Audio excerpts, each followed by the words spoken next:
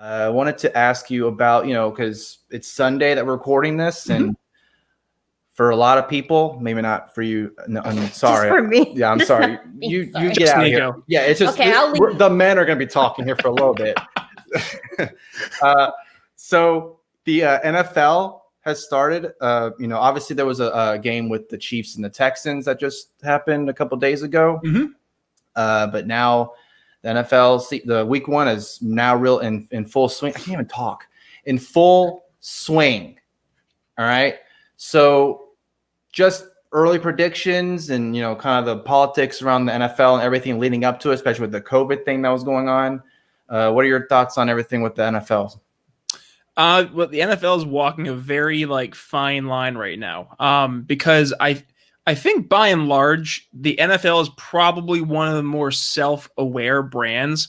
Or at least I thought they were for a while. So the NFL kind of tiptoed around taking definitive stances on pretty much any sensitive issue in modern history. You really think about it, they really haven't really gone out and made it a position. Their players have, right? So we saw that really start in 2015, the hands up, don't shoot. I think it was the St. Louis Rams at the time. They were very well noted for doing that. So, but other than that, though, I mean, Colin Kaepernick then obviously kind of took the main stage with his kneeling for the national anthem. But in terms of looking at the overall, the NFL this year, I think number one, the clientele doesn't want they don't want to be preached to anymore, for better or for worse, right? And we actually see this in the game that you referred to, the Chiefs and the Texans game. So you had the Chiefs and the Texans in a sign of solidarity, take a knee at the midfield, and the fans that were in the Chiefs stadium booed. And I mean, I think that speaks to kind of where the country is at this point. And I think you're going to find, and there's going to be a lot of folks, predominantly on the left, they're going to be really surprised at the election. I'm starting to believe more and more that Trump's going to get reelected. And it's nothing that he has done. It's kind of, and of all people, literally the best take I've seen was back from 2017. And what Ben Shapiro said was, all the left has to do is not be crazy. And what have they done? Yeah. They've just been crazy. And that's the thing, is it's not a matter of what Trump is doing. It's what the left is doing. And you see this in these predominantly left cities. You look no further than the likes of Seattle, Portland, and they're being taken over by not the Black Lives Matter activists that I think we would be on the same side as, but these really far left Marxist Antifa folks. And they're predominantly, entitled rich white kids who, they're just kind of bored, it seems. So going full circle to, the NFL, Shaine, I think the NFL right now has kind of forgotten in 2020 who their market is, and they're going to start to see that. And we're actually seeing that firsthand. The opening night game, I think it was down 20% in ratings and in viewership. And that's a pretty big deal when you consider the NFL. It's probably the biggest sport in America, objectively speaking. The market share for the NFL is massive, and yet you see the numbers starting to drop. And I think it's because your average person that wants to watch football, that's exactly what they want to do. They want to watch football.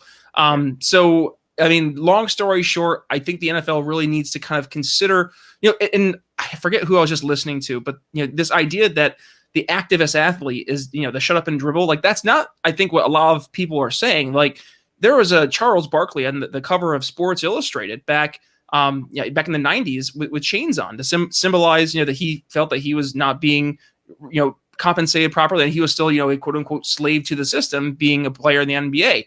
That's in the 90s, right? And there was, I'm sure there's fans that were saying, not to say that, but by and large, they still went to watch him play. They still went and supported the team. But at the same point in time, in the NFL in 2020, and you're seeing this across major sports, is that message has now started to seep into the actual content, right? So the best analogy I can say, imagine if you went to Walmart, right? And every time you went to Walmart, a cashier was going to preach to you about the merits of the merits of third wave feminism, right? But you had to experience that every time you went to Walmart. That's kind of what your average fan, I think, is starting to feel when they turn on the football games, right? And I think the NFL's got to really take a really hard look at, is this from a business standpoint the right decision, number one, but also from a building bridges standpoint. I don't see this mindset of focusing only on negativity as a winning strategy. And this is one thing I've been talking about in my show, is selling positivity, selling a positive vision for the future. If you're constantly focusing on the negatives, which I think is important to address the negatives and to actually focus on the fact that those negatives exist, but to not offer a positive solution. This is where a lot of libertarians get in trouble, right? Is if you're a libertarian, we often are very easily able to identify the problems we see in life and in society, but we often get criticized because we don't offer real solutions, right? So in this case, I would say that it's on us to start to say, to the NFL, like, hey, we're not a fan of what you're doing in terms of, promoting X, but that doesn't mean necessarily that we're not fans of the overall message. It's just like, you don't want to have that in the marketplace, because it's going to lead to what we're seeing a lot, right? And I guess I'll kind of turn this question to you, because this is the inner host in me, but like, you see this, right, in brands, you see this in this like woke capitalism. And I actually just saw this study that was like, it actually ended up harming the people that it was supposed to be helping, because it created negative perceptions of the people that it was supposed to be promoting, because again, it creates this negative resentment in your average person. And I think, again, it goes to speaking to unintended consequences. And I would go back to when I had you guys in my show, obviously you guys being Asian Americans, like, do you guys at all experience that in your lives? Like, just like the like woke virtue signaling, almost like kind of going against your ability to like live your lives?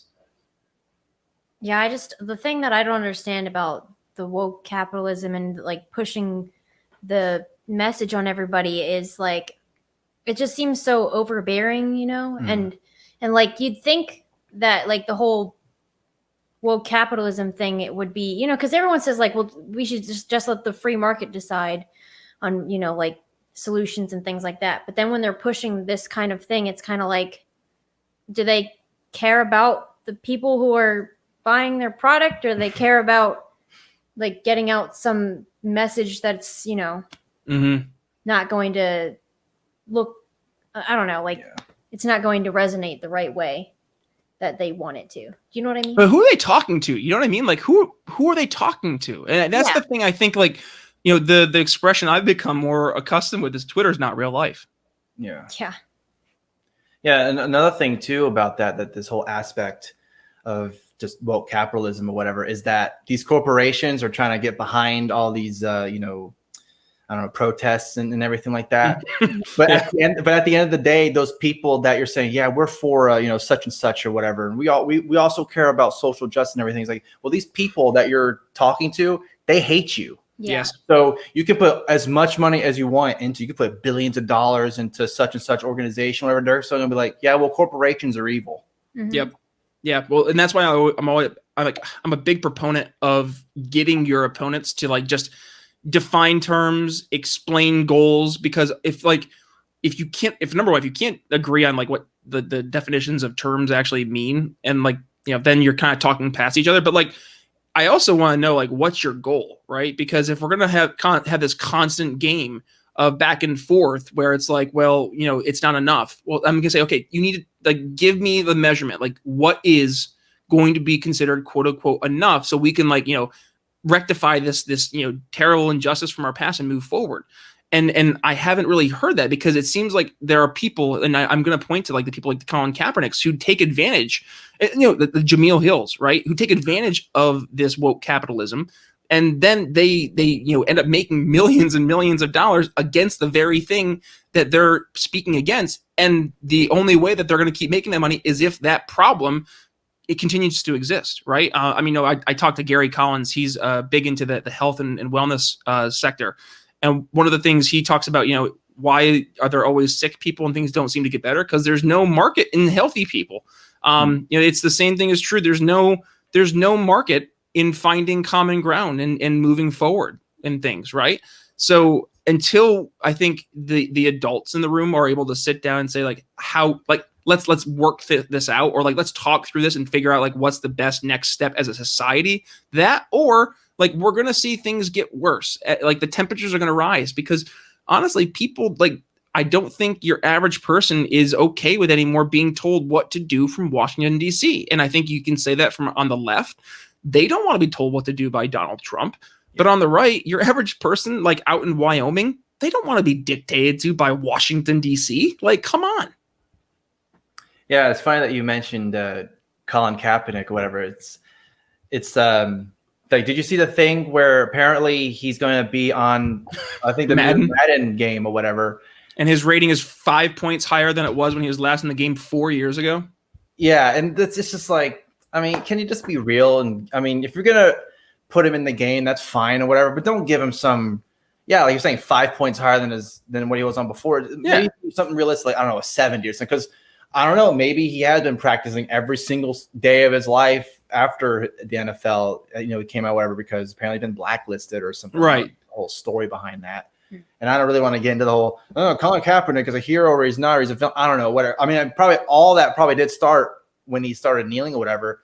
And just in terms of the protesting in general, with kind of going back with the NFL and sports in general, it's that if the players, when the national anthem is happening and the players want to kneel, I'm totally fine with that. If they want to put their hand over the heart, great. They want to stand up, start crying, do whatever. You can kneel, put your fist up. I honestly really don't mind any of that.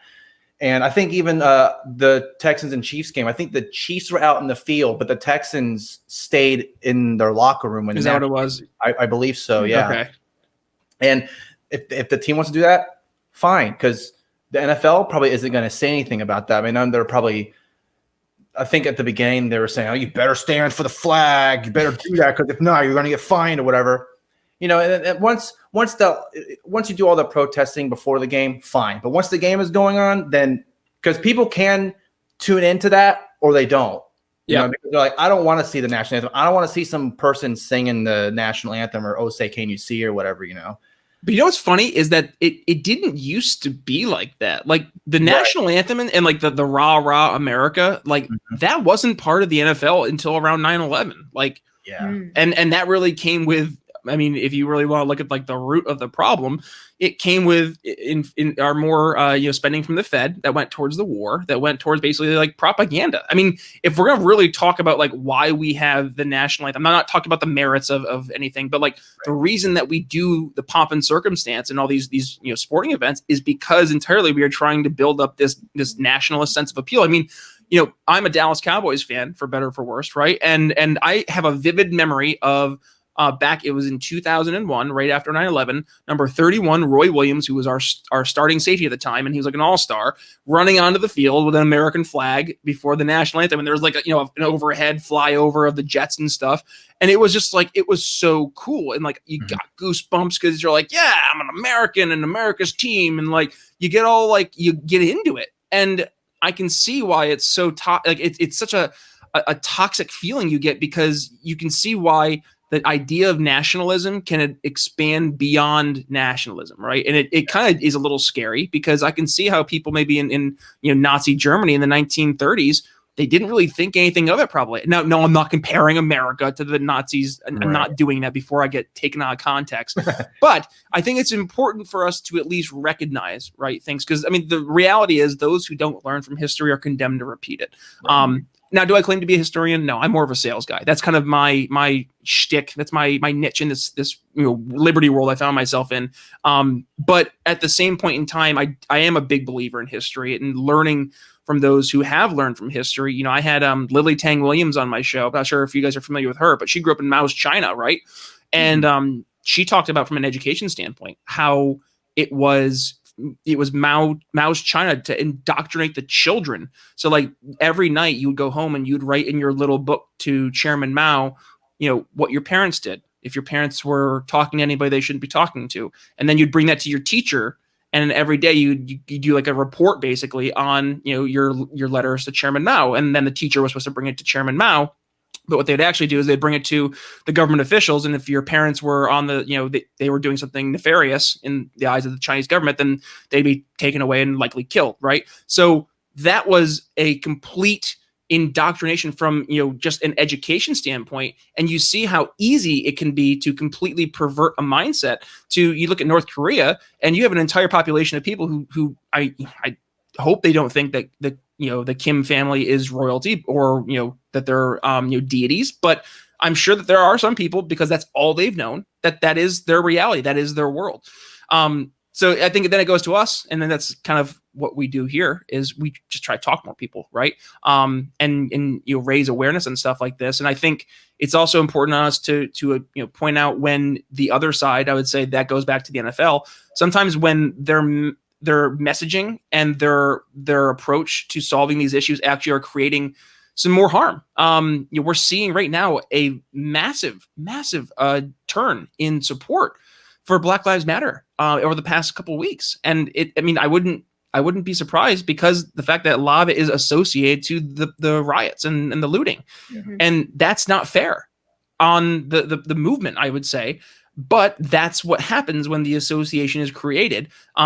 So then you have organizations like the NFL who start to raise up more of that, and it creates more resentment, right? So and then it fosters that resentment, and again, your average person, they don't want to be preached to. They want to be maybe educated, right? And have those conversations. But when you're being preached to and you feel like you're being yelled at, like if you're being told that you're a bad person, like how are you going to enter a conversation in good faith? Like that's I've never had a winning conversation, a winning sales call by starting up saying, you guys suck. Like, here's why you guys suck so bad. Like, that's not how that works. And they're going to hang up on you, and rightfully so. And then people in the liberty movement are surprised, or people in the, in name the movement are surprised when they start out that mentality or that mindset, and then they get turned off entirely. Right. So I don't know, that I think if we're looking at the NFL, then kind of how it all connects in the grand scheme of things, and this weird just kind of cultural movement we found ourselves in, which I do think is entirely right now based on the fact that your average person they have nothing to do. Like we're finally getting back. I mean, when did we last record? Back in the summertime, right? And we were still like in the heat of the lockdowns. Yeah. So like we're recording now in the fall, and like things are kind of getting back to normal in some respects. Yeah. My gym just opened back up here in Jersey, so like that was exciting. But yeah, like other than that, like people are still kind of just numb, I think, and they're looking for an outlet. And I think you've seen a lot of people use the protests and the rioting as their outlet. And because really they're just looking for something to change, and that's what they're envisioning as that change, instead of looking at bettering themselves or trying to better their health or their financial well-being, whatever it is, they're focusing on destructive means. And I empathize not with the person doing that, but I empathize with the person getting to the point that they're just looking for answers, right? Yeah. Yeah, that was a lot there, I guess. I kind of went on a really scary just death spiral of sadness and depression, talking about where the country is. Man, I'm sorry about that. We'll have to bring it back up. No, I was just going to make a joke and say that you said your gym opened back up in Jersey there or whatever. And I was thinking, man, as a Cowboys fan, that must be nice. Being in Jersey and, probably surrounded by Giants and Jets and Patriots. Oh, no, you'd think, no, dude, I'm down next to Philly. They hate me. Okay. Yeah, don't worry. Yeah, I mean, I'm a 49ers fan, and okay, Cowboys territory. Yeah, I know, right? But I don't really like project. I don't wear like Cowboys. I don't wear like Niners gear all the time and everything. Right. It's just something that Yeah, you gotta be smart about it. Like, I mean, I'm a big guy. I can hold my own, but like, I'm not gonna like go invite people to kick my ass because I'm wearing a Dallas Cowboys stuff. Like, I'm just gonna be. You gotta be smart about it. Especially with Eagles fans all over the place. Like I heard they can get pretty bad over there. They can get aggressive. They can get very aggressive, to say the least. yeah, that's crazy. You know what? I just thought of something though. With all the people moving to Dallas from California, maybe you'll have a market for San Francisco. Yeah, there you go. Just keep your football team. Just have them change their politics though when they're moving with you. Yeah, as long as they don't bring their politics here, we're good. That's probably easier said than done, though. I'm sure. What do you guys like? I'm curious. Where do you think that cognitive dissonance comes from? Like, they can literally look at California and just see what all these. I almost said a dumpster fire, and I was like, just not a joke to be made at all right now. Yeah. But like literally, I mean, the policies in California have been dumpster fire policies for generations, and it's like, how can you say like, oh, I'm gonna move from a state that is in complete just downward spiral because of bad policy, and then move to a state that has good economic standing, and I'm going to implement those exact same policies and then be confused when it starts to get bad. It's like, I don't understand how somebody doesn't see that. I don't get it either because, I mean, as we speak, California is literally on fire. Right. And they're, I don't know, like there's a lot of problems that we could get into with California, but then like all these people end up moving to like, you know, liberal areas in Texas or in Colorado. Well, Colorado's a socialist state anyway. But anyway, like they'll move to Dallas because it's blue, and then they'll move to Austin because it's blue, and then they'll try to say we need to turn Texas blue, and I don't get it. Like, so why? So we can become like California? Like, I was just gonna mention when you're talking about like dumpster fire and just California, and you know the fires are happening there. Unfortunately, there's that video, that famous video right now where Gavin Newsom is talking about how we're something like we're a progressive state and we're doing all this stuff, and it's like you're literally standing in smoke right now. Yeah, it's like, why did you do it there? Why can't you just do it in your office or something? Exactly. I don't know think that I whole saw that one. that projection is just that one was weird. Yeah, well, I mean, I think we've gotten to this point in the simulation where like the gaslighting is like all the way up. Like, I mean, there's that one Chiron on CNN, right, where the guy is standing in front of the fire, and he's like, a mostly peaceful protest did, you know, a few fires. It's like, my sir, turn behind you. Like, what are we doing? I don't know. It's like, are you blind or something? Or Yeah, like just like 2 steps, just 1, 2. There you go. Like mostly, no. Yeah, and you can actually hear gunshots in the background of that video if you listen. And I'm just like, are you like, we're supposed to believe you right now, even though like right behind you, there's like fights and stuff going on in a fire burning in a building. Right. Exactly.